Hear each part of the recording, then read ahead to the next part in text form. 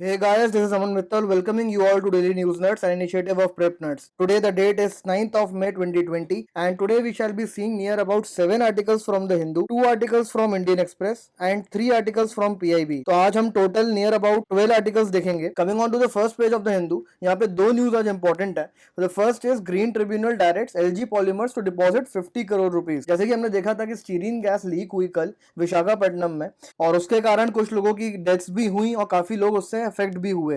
तो national green tribunal ने ये ऑर्डर दिया है कि 50 करोड़ रुपए आप डिपॉजिट करो to the LG polymers factory. यहाँ पे गाइस इंपॉर्टेंट ये है कि एनजीटी ने ऑर्डर दिया है.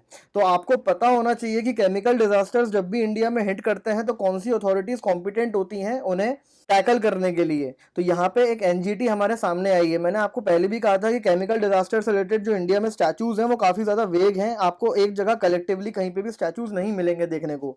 कल हमारे सामने एक रूल आया था, that is the hazardous chemical amendment rules of 1989, जो रेगुलेट करता है manufacture, storage, import and the regulations with respect to the chemicals that an industry has with it. So this is the only thing that you have to take from here so that you can quote it in your examinations. The second news is with respect to the US Special Envoy urges India to talk to Taliban. तो जो US Special Envoy हैं, that is ज़ाल्मे Khalilzad, वो अभी India आए थे. He was on the 3 countries tour. तो India में आके उन्होंने ये कहा कि India should play a more active role in the Afghan peace process और the Afghan reconciliation process. And इसके साथ साथ आपको थोड़ा सा बैकग्राउंड भी पता होना चाहिए about the Afghan peace process. तो मैं आपको थोड़ा सा ब्रीफ कर देता हूँ about it. Like Doha agreement हुआ था इस साल between the US and the Taliban, जिसमें ये डिसाइड हुआ कि US will reduce forces within the 135 days and there would be a prisoner swap agreement between the Taliban and the US. The third point was that the US will partially lift sanctions from the Taliban and will also ask UN to lift some of the sanctions from the Taliban if Taliban adheres to its conditions as agreed in the Doha agreement. तो तालिबान ने ये agree किया है कि वो al Qaeda या किसी भी एक्सट्रीमिस्ट ग्रुप लाइक ISIS को अफगान सॉइल यूज नहीं करने देगा टू स्प्रेड देयर एक्सट्रीमिज्म. तो अगर तालिबान इस कंडीशन को स्टिक करता है तो यूएस ने जो अपनी कंडीशंस रखी, जो मैंने अभी आपको ब्रीफली बताई, वो दोहा एग्रीमेंट के अकॉर्डिंग इंप्लीमेंट होंगी. और रिसेंटली अप्रैल स्टार्ट में 6+2+1 टॉक्स हुई थी, जिसमें 6 नेबर कंट्रीज इन्वॉल्व थी like China, Pakistan, Iran, Turkmenistan, Tajikistan and Uzbekistan. 2 countries US और रशिया थी और एक अफगानिस्तान था. इसमें इंडिया नहीं था. तो इसमें इंडिया का ना होना ऑफिशियली ये बताया गया है कि India holds no boundary with Afghanistan. तो इंडिया का सेंस नहीं बनता था 6+2+1 टॉक्स में पार्टिसिपेट करने का. But the actual reason is that the India has never supported US and Taliban talk, क्योंकि इंडिया तालिबान को लेजिटिमेसी नहीं देना चाहता just because of its strategic and historic ties. India ने स्टार्टिंग से अफगानिस्तान में डेमोक्रेटिक प्रोसेस की बात करी है and Afghan led, Afghan owned and Afghan control process की बात करी है, जिसमें वो डेमोक्रेटिकली इलेक्टेड गवर्नमेंट का सपोर्ट करता है, that is the government led by the Ashraf गानी. इंडिया ने वहां पे काफी ज्यादा इन्वेस्टमेंट्स भी करे हैं, नियर अबाउट $3 बिलियन के इन्वेस्टमेंट्स हैं अफगानिस्तान में, जिसमें से सलमा डैम है, अफगानिस्तान पार्लियामेंट है and the most important Zaranj Delaram highway है, जो चाबहार पोर्ट जहां पे ईरान में इंडिया इन्वेस्ट करता है वो इस हाईवे से कनेक्ट होगा so that India can have its access to central Asian region. And Zalmay Khalilzad ने एक और इंपॉर्टेंट बात करी है कि इंडिया को डायरेक्ट तालिबान के साथ टॉक्स होल्ड करनी चाहिए regarding all it's security concerns. लेकिन जैसा कि मैंने अभी आपको बताया कि India is strictly against the Taliban talk, तो इंडिया को इन्हीं कारणों से कंप्लीटली साइडलाइन किया जा रहा है from the Afghan peace process, which is not a good thing because Pakistan is gaining ground in the India's absence. So ये आर्टिकल को आप थोड़ा सा इन लाइंस पे स्टडी करने की कोशिश करिएगा. फर्स्ट पेज पे एक और छोटी सी न्यूज है regarding the daily updates of the corona virus, और यहाँ पे एक गुड न्यूज है कि इंडिया का जो रिकवरी रेट है it has reach near about 30%. तो यही रिकवरी रेट जैसे जैसे बढ़ता जाएगा, इंक्रीज होता जाएगा, इंडिया का जो ग्राफ है वो धीरे धीरे फ्लैटन होना चालू होगा लाइक दिस, जो कि साउथ कोरिया ने अचीव कर लिया है और इंडिया के केरल स्टेट ने भी अचीव कर लिया है. इसके बाद ही डाउनफॉल देख सकते हैं. Now jumping on the editorial page, as again बीच में जो भी न्यूज हैं वो सिटी और रीजन स्पेसिफिक हैं, तो डायरेक्टली हम एडिटोरियल्स देख लेते हैं आज. Contempt for labour. इस आर्टिकल में बेसिकली रिसेंट जो स्टेप्स लिए गए हैं by the few governments of exempting labour laws, उनके बारे में बात करी है कि इकोनॉमिक एक्टिविटी बहुत ज्यादा गिर गई है ऑल ओवर द कंट्री। तो स्टेट्स इकोनॉमी को बूस्ट करने के लिए जो मेजर्स ले रहे हैं उनका यहाँ पे थोड़ा सा क्रिटिसिज्म किया गया है। So the measure taken by the states is in the form of exempting the labour laws, like Madhya Pradesh and Uttar Pradesh. तो मध्य प्रदेश ने रिसेंटली वो सारे लीगल प्रोविजंस को एग्जेम्प्ट कर दिया है जो कि लेबर्स को प्रोटेक्ट करते थे, और साथ ही में वर्किंग आवर्स भी एक्सटेंड करने की बात चल रही है वहां पे 12 घंटे के लिए instead of 8। So it has actually allowed units to be operated without the requirement set by the factories act. Similarly Uttar Pradesh ने एक ऑर्डिनेंस अप्रूव किया है जो 3 साल के लिए सारे लेबर लॉस को सस्पेंड कर देगा। सो यहाँ पे ये समझना बहुत जरूरी है, इंडिया में लेबर लॉस का जो फैब्रिक है वो ऑलरेडी बहुत ज्यादा वीक है और सेंटर कंटिन्यूअसली पुश कर रही थी लेबर कंसोलिडेशन मेजर्स को। So they were trying to consolidate all the labour laws into just 4 codes like that of code of wages, industrial relation, occupational safety and health and working conditions. जहां पे labour laws को strengthen करने की बात हो रही थी, यहाँ पे हमें ये देखने को मिल रहा है कि इकोनॉमिक एक्टिविटी को पुश करने के लिए लेबर लॉस को सस्पेंड किया जा रहा है। तो इस टाइप के जो मेजर्स स्टेट गवर्नमेंट्स अडॉप्ट कर रही हैं, अगर बाकी स्टेट्स ने भी ऐसे मेजर्स अडॉप्ट करना स्टार्ट कर दिए तो ऑलरेडी जो माइग्रेंट्स हमारे यहाँ इतना बर्डन फेस कर रहे हैं वो जब वापस काम पे जाएंगे तो उन्हें वहां पे और ज्यादा परेशानियां फेस करने को मिलेंगी, because social security related services जो कुछ भी प्रोवाइड होती थी वहां पे वो उनको और नहीं मिलेंगी। इंडिया में हमें पता है कि near about 90% of the sector is unorganised, तो वहां पे वैसे ही लेबर लॉस बहुत ज्यादा वीकली अप्लाई होते हैं या फिर नहीं होते हैं। तो फॉर्मलाइजेशन ऑफ द इकोनॉमी को पुश करने के बजाय we are moving now towards the informalization by adopting such measures. तो यहाँ से बस आपको यही क्रक्स निकालना है और ये आपको एज एन एग्जांपल अपने पास रखना है सो that you can use it in the coming times whenever the question is put up to you regarding the labor laws in India. Moving on to the next news, it's the eradicate. यहाँ पे सिर्फ एक topic के बारे में बात करी है, that is female genital mutilation, FGM. So FGM is basically a painful process where clitoral hood is either partially or totally removed. इस एडिटोरियल में सूडान को अप्रिशिएट किया गया है कि वहां पे ये डिसीजन लिया गया है कि इस प्रैक्टिस को, that is the practice of female genital mutilation को आउटलॉ कर दिया जाएगा, बंद कर दिया जाएगा। एक छोटा सा डेटा यहाँ पे सूडान का दिया हुआ कि 87% of the women in Sudan have to go FGM process during their childhood. और जो FGM की प्रैक्टिस है वो अफ्रीकन कंट्रीज में बहुत ज्यादा प्रेवलेंट है। तो अफ्रीकन नेशंस में एक कीनिया भी है जिसने 2011 में इसको क्रिमिनलाइज कर दिया था, but the problem is of implementation. Decisions वहां पे लिए जा रहे हैं, आउटलॉ FGM को किया जा रहा है, बट इम्प्लीमेंट ग्राउंड लेवल पे नहीं हो रहा है just because it has deep religious roots और इसको रिलीजियस प्योरिटी के कारण फॉलो किया जाता है। So mere passage of a legislation can not cut the roots of such deep cultural activities. उसके लिए behavioural change at the community level होना बहुत ज़्यादा ज़रूरी है। अगर हम इंडिया की बात करें, जो यहाँ पे मेंशन नहीं है, कि इंडिया में भी बोहरा कम्युनिटी में FGM प्रैक्टिस किया जाता है। सो आपको बस बेसिकली सोसाइटल पर्सपेक्टिव से अबाउट FGM की बेसिक नॉलेज होनी चाहिए and from that point of view you should read this article. Moving on to the next news, again it's related to the styrene gas. NGT cites archaic law in gas leak case. इसमें एक छोटा सा point बस है जो हमें पता होना चाहिए कि NGT ने जो ऑर्डर पास किया है वो प्रिंसिपल ऑफ स्ट्रिक्ट लाइबिलिटी पे किया है। प्रिंसिपल ऑफ स्ट्रिक्ट लाइबिलिटी ये बोलता है कि the party is not liable and need not पे कॉम्पनसेशन अगर हजार्डस सब्सटेंस उसके प्रेमाइसेस को एस्केप कर जाता है या एक्ट ऑफ गॉड के कारण कुछ होता है। तो ये जो प्रिंसिपल ऑफ स्ट्रिक्ट लाइबिलिटी है ये सुप्रीम कोर्ट ने oleum gas leak case of Delhi में डिस्कार्ड कर दिया था और इसकी जगह एब्सोल्यूट लाइबिलिटी प्रिंसिपल लेके आए थे। Absolute liability principle is that a company in hazardous industry can not claim any exception whatsoever. अगर कोई डिजास्टर होता है हजार्डस इंडस्ट्री में तो वो इंडस्ट्री को कोई भी एग्जेम्पशन नहीं मिलेगा। तो ये सुप्रीम कोर्ट ने ओलियम गैस लीक केस में क्लियर कर दिया था long back in 1986 itself.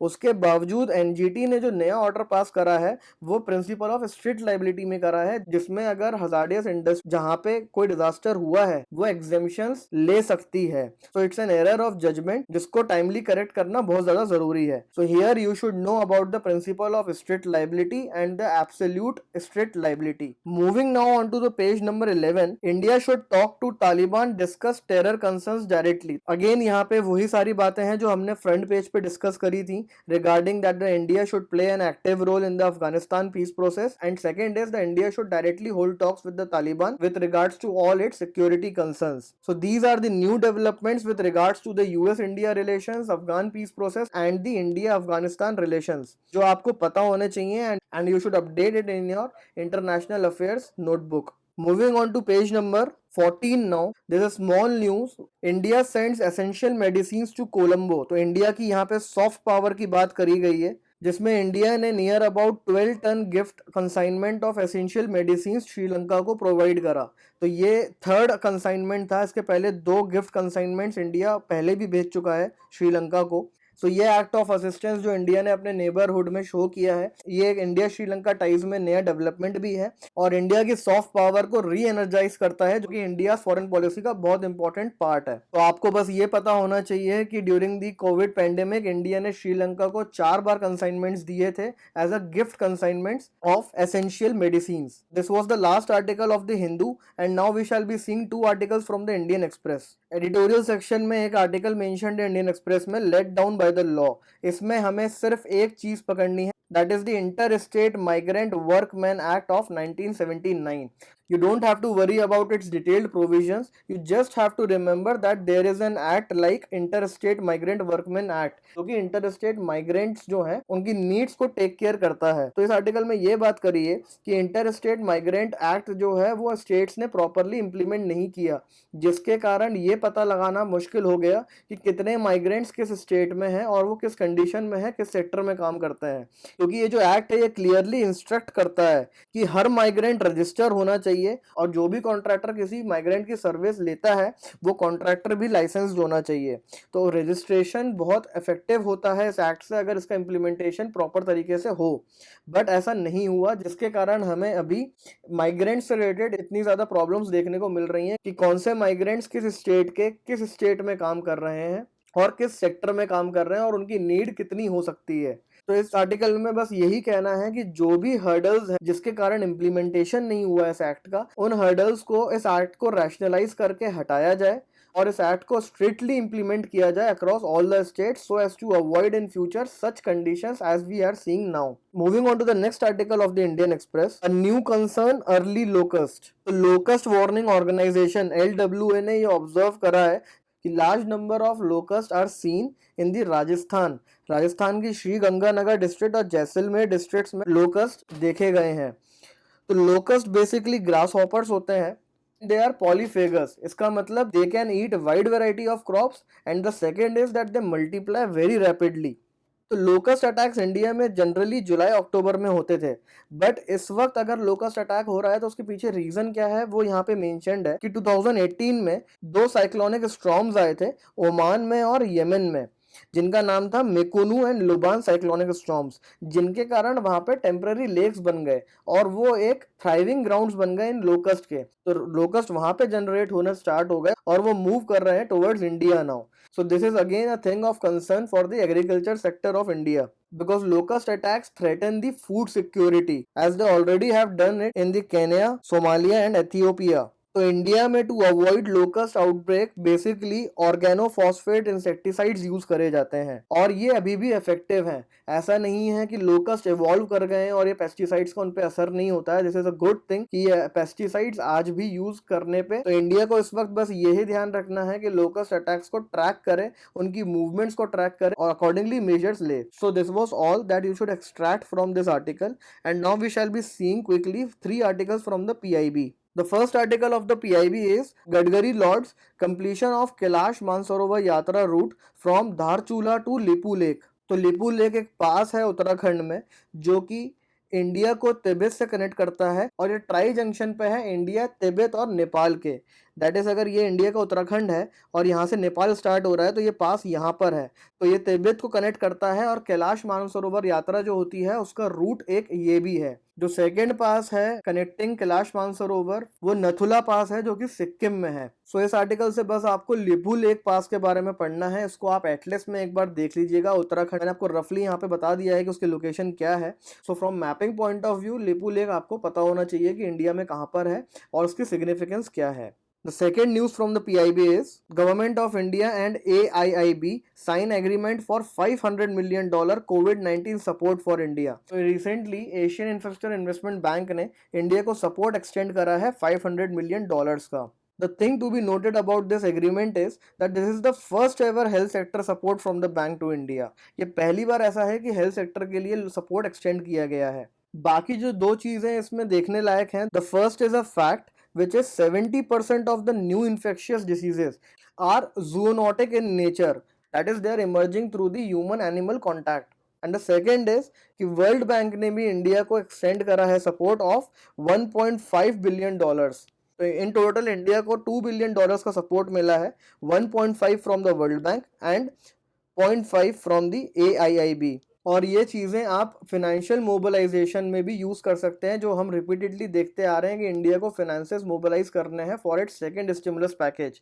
The third news is with regards to the khadi and village industries. तो यहाँ पे टाइटल है कि Khadi and village industries turnover reaches nearly 90,000 crore. So this is the only important thing जो आपको पता होनी चाहिए कि खादी और विलेज इंडस्ट्रीज इतनी ज़्यादा इंडिया में एक्सपैंड कर रही हैं. And this is a good thing कि decentralization of the industries and the manufacturing base हो रहा है, because village industries are the one जो कि इंडिया की इकोनॉमिक साइकिल को वापस बूस्ट कर सकती है. और यहाँ पे आप महात्मा गांधी को भी कोट कर सकते हैं, who was an ardent supporter of village based industries और द कॉटेज इंडस्ट्रीज. तो विलेज इंडस्ट्रीज का इंडिया के रूरल डेवलपमेंट में बहुत बड़ा रोल है और एग्रीकल्चर सेक्टर को अनबर्डन करने में भी ये बहुत सिग्निफिकेंट रोल प्ले करती हैं. आपको एक छोटा सा आइडिया होना चाहिए कि विलेज इंडस्ट्रीज कैसे प्रोडक्ट्स डेवलप करती हैं, वो यहाँ नीचे मेंशन्ड है. The products are like cosmetics, soap, shampoo, ayurvedic medicine, honey, oil, tea, pickle, papads, hand sanitizers, confectionery, food items and leather items as well. तो अगर विलेज इंडस्ट्रीज को प्रॉपर मार्केट एक्सेस प्रोवाइड किया जाए, इनकी अगर प्रॉपर ब्रांडिंग करी जाए, packaging अच्छे से करी जाए, so they can prove to be a significant player at the global scale and ultimately will help India's rural development and will boost overall Indian economy including employment needs. So with this, we'll wrap up the daily news nuts of the day. We'll expect you to post your comments, suggestions, queries in the comment section below. Keep learning, guys. Thank you.